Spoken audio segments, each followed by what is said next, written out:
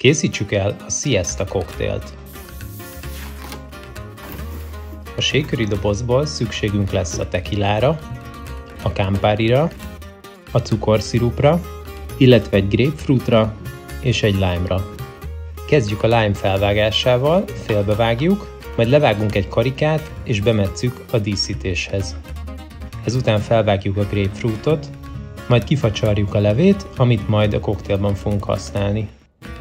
A koktélt a shakerben fogjuk elkészíteni, mehet bele 22,5 ml frissen facsart lime-lé,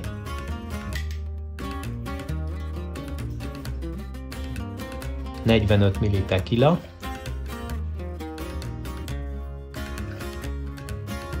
...22,5 ml cukorszirup, 22,5 ml Campari, illetve 22,5 ml frissen facsart grapefruitlé. Ezután adjunk hozzá jeget, és rázzuk össze jó erősen 15 másodpercig.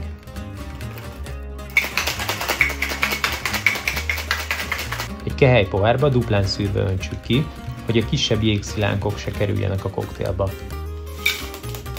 Grapefruit héjából egy korongot vágjunk le, majd facsarjuk ki a koktél tetejére.